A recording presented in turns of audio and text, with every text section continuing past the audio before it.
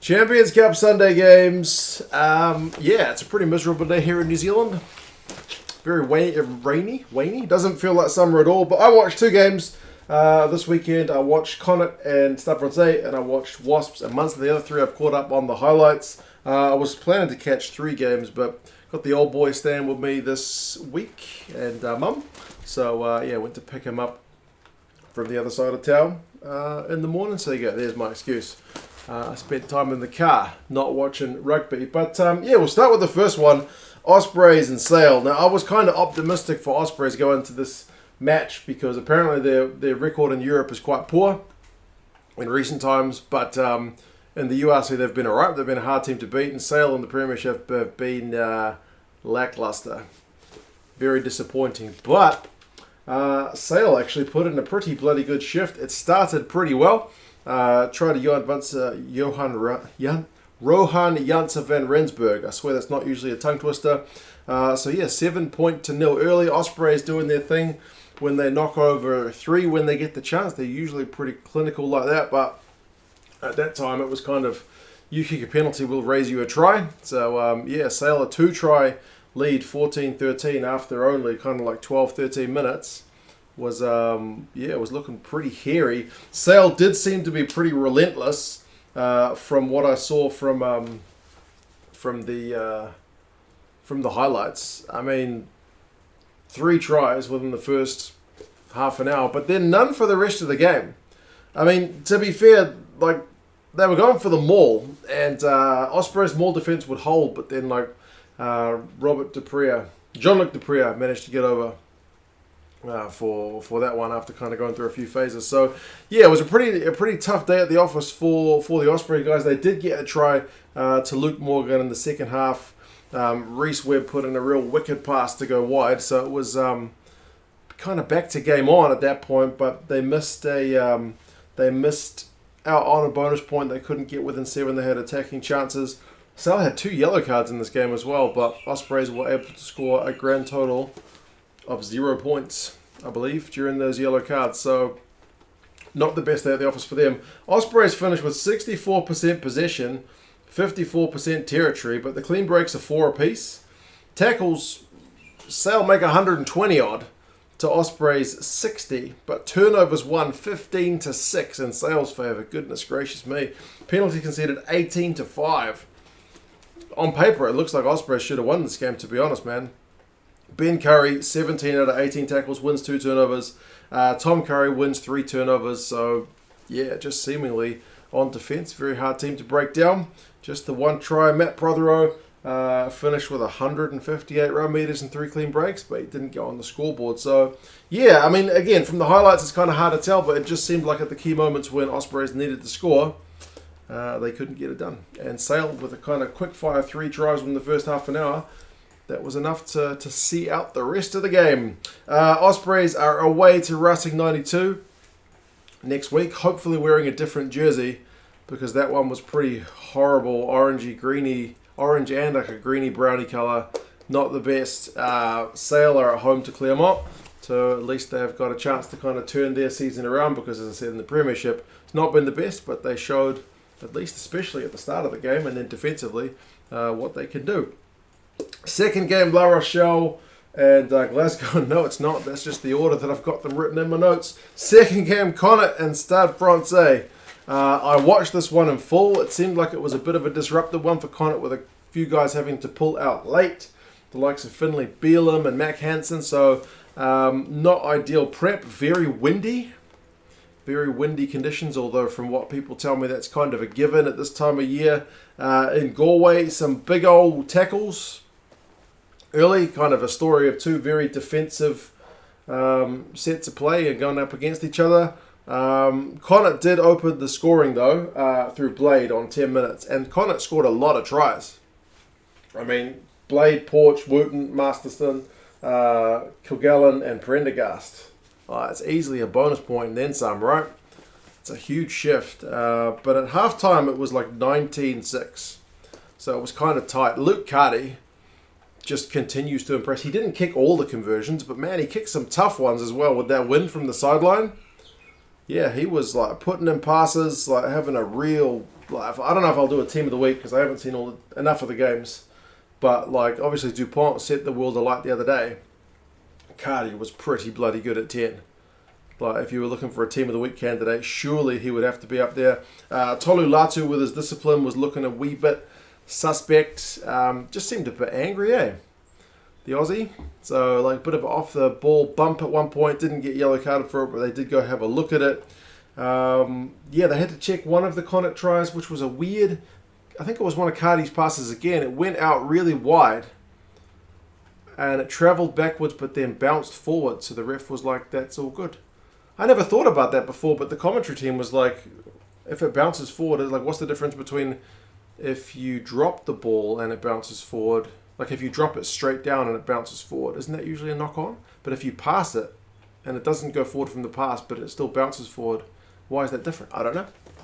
I hate reading the laws because, yeah, they're laws and I feel like you need a law degree to understand them at times. Not that bad, but yeah, there you go. It's just an interesting, weird kind of moment that you don't usually think of.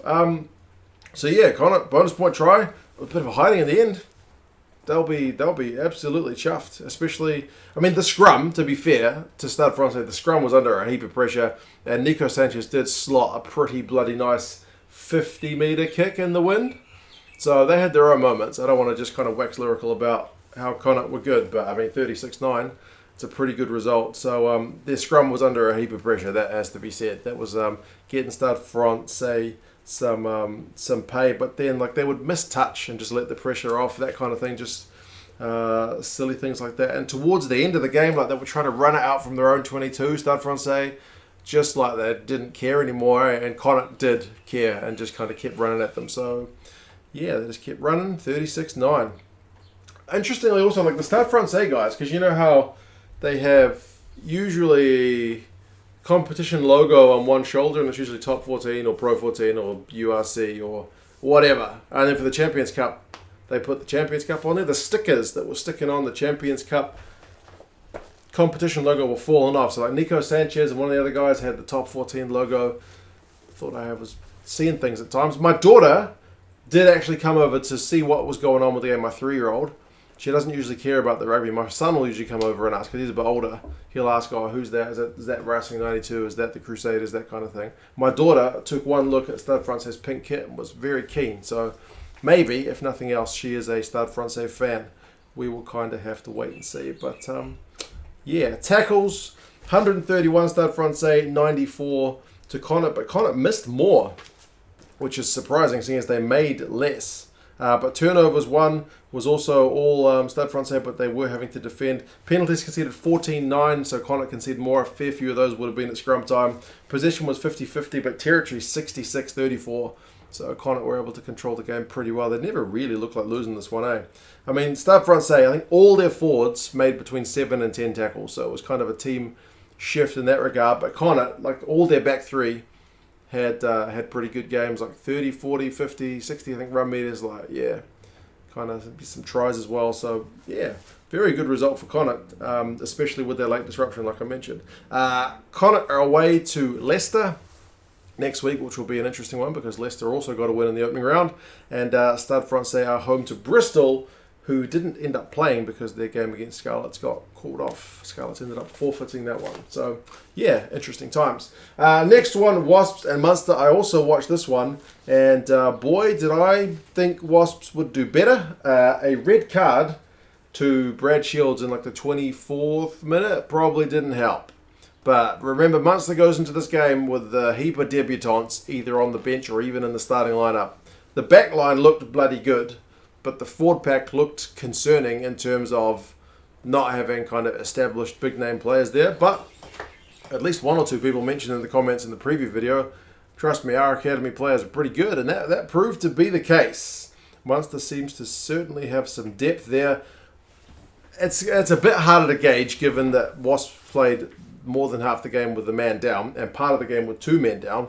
But still, you got to give credit to those Munster youngsters, absolutely. I mean, Peter Amani with a kind of try-saving tackle within the first couple of minutes set the standard for how Munster were going to play. They weren't here to make up the numbers. They weren't resigned to the fact that anything was a foregone conclusion. And the crowd, I mean, it's sometimes, I know, I'm getting used to this the more European games I watch, but Munster fans travel.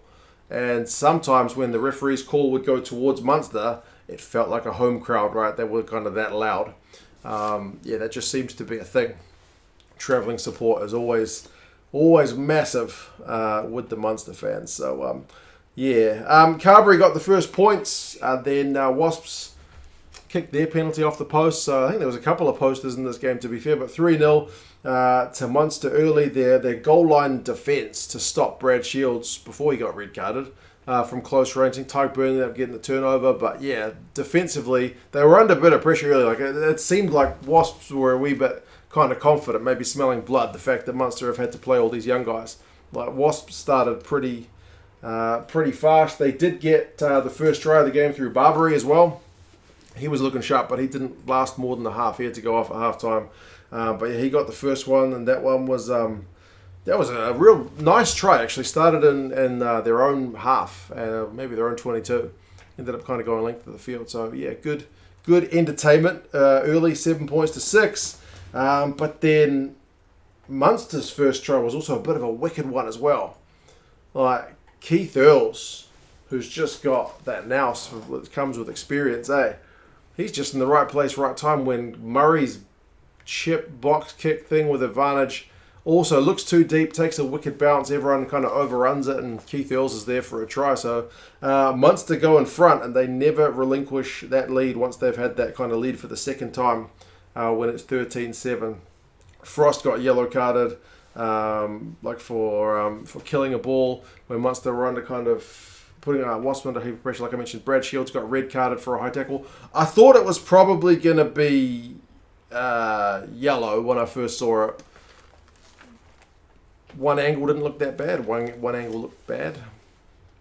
Yeah, so I don't know. Like there's sometimes you look at it and you go out and out red card. That was one that I was thinking if that's yellow, that'll probably be all right. If it's red, it'll be a tough red. But I mean, some people look at it and go, nah, it was a clear red. Some people will look at it and go, not even a card. So that's just kind of the world we live in with the cards. I can usually pick him, but that one I thought was tough. So there you go.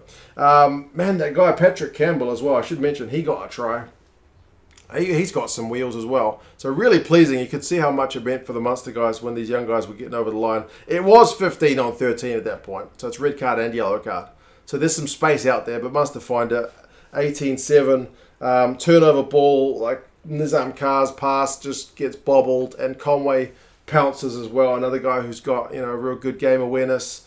So 25-7, and then a nice line-out set play sets your man up. Buckley, that was a bit of a slick move as well. So at that point, it's pretty much game over.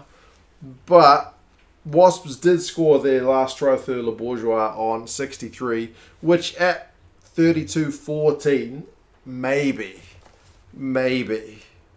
but no. On 69, they had a 5-metre line out Wasps, and Munster stole it, and that's the moment, like it was absolutely, for me, but that's the nail in the coffin. There's not going to be a comeback from Wasps here. Carberry, unfortunately, seemed to get hurt with about 8 minutes to go. Took a slightly late shot, but he'd played pretty well, so hopefully he's all good. But man, bonus point win away from home when they had half their players out. I mean, the back line, as I said, still looked bloody strong, but yeah, certainly awkward circumstances going into the game, and they still got a result. 51-49 is the possession to Munster. 52-48 is the territory to Wasps, so that's pretty tight. Run meters, though, 336 to 505. Munster gets that. Turnovers 1. Is pretty close. Clean breaks, though, 8-3, with Munster having 8 of them. For Wasps, I mean, Frost, despite getting yellow carded, is the team's top tackler with 13 from 15. Thomas Young has 80 run meters and 2 clean breaks, which is a pretty solid shift for a Lucy. But, I mean, Conway gets 4 clean breaks, which is more than some teams got this weekend, 97 run meters. Your man Patrick Campbell, 79 run meters, 2 clean breaks. The number 8, what's his name? Okeke? 86 run meters, 11 from 13 tackles. Looks the business, man. You guys have got heaps of loose forwards. Goodness gracious me. Munster are away, they're home to Castres next. And Wasps are away to Toulouse. So that don't get any easier. But there you go.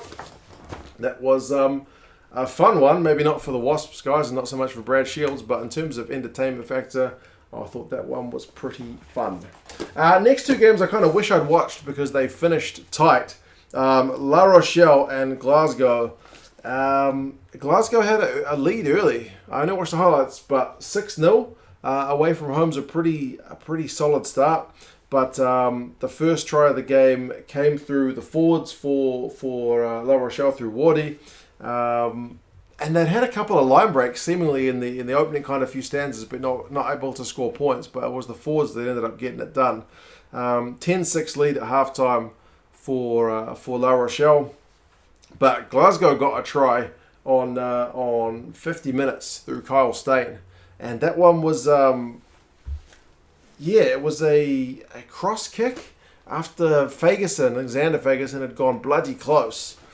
And they couldn't quite break the line. They seemed to be knocking on the door for quite some time, but it took that cross kick eventually to get it done, to put Glasgow back in front, 13 points to 10. But then they got a yellow card, Glasgow, I think it was Daj, for collapsing a maul, and then they got their second try, La Rochelle through Puliruarua, and it was a bit of a worldie, that one, man. There was a failed intercept from Glasgow, but the referee deems it later on when they have a look at it not to be a deliberate knockdown. And then, there's just crazy offload. There's, props showing some real soft hands, and there's just forwards getting smashed, but then getting away little sweet offloads. It was a proper thing, a beauty try. It's definitely worth checking out the highlights for that one. 20 points to 13 is the lead. 20 points to 13 is the final score.